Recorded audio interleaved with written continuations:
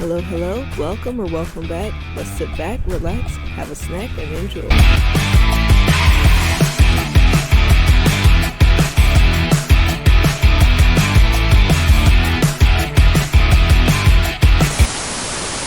Sit at My Grave, Season 4, Sanity or Salvation, Chapter 12.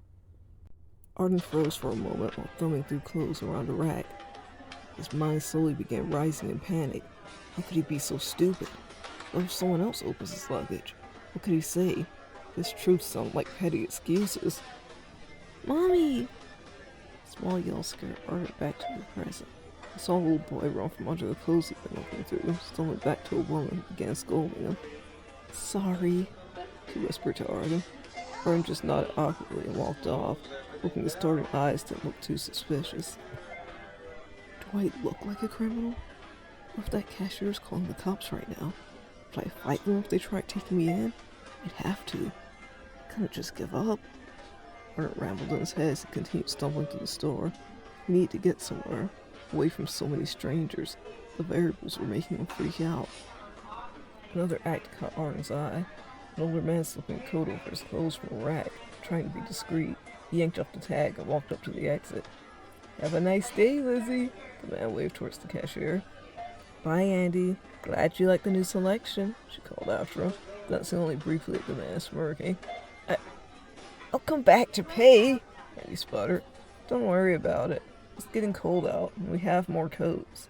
Lizzie shrugged before tossing him a small bag of chips, too, after ringing them up. Andy smiled, showing where some of his teeth were missing.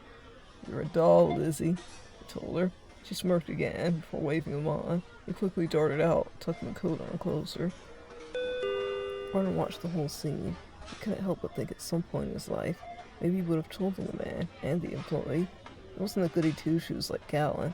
He would have been annoyed with someone not doing their job, and someone else allowed to steal while he still had to pay.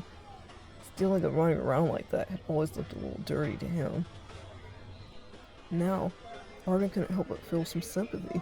He was also cold and hungry, wishing he could get more help, even after receiving so much.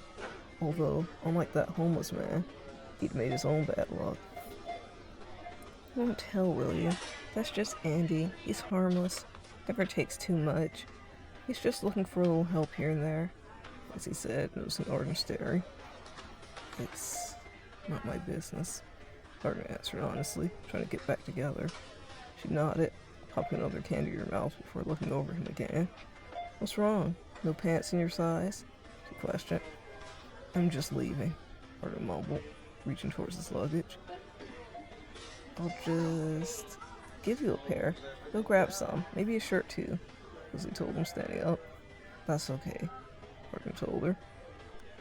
Well, your choice, Lizzie answered with a shrug, sitting halfway on the counter. Bathroom has a dryer though, she suggested, getting her gaze back on her magazine. Arden thought it over for a second. He grabbed his luggage, taking himself to the bathroom. It sure beat being cold and wet.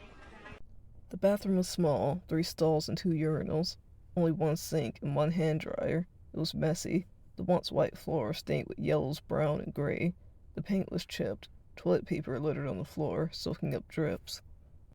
Arden slowly walked in, going to the dryer, half expecting it to not even turn on. Surprisingly, it did. Hot air rushed out, especially making a rumbling noise as it worked. Arden had the shirt out from his body, slowly drying it. He glanced around, giving the place another look over, before blowing out a shuddering sigh himself. It was disgusting in there, but even being isolated in a place like this seemed better than what he had to get back to. He still needed to get home from here, and he was broke. Arden moved around, trying to get as much of himself dry as he could while he thought, what did I get here? Seems like I was just looking forward to graduation, Arden painfully remembered. He had aspirations then, thought he knew who he was, his parents were still together, Gallon and him were close, and Reed. He was still alive. Things weren't the way he thought they were in any type of way, but they were okay, and he'd take that okay over this.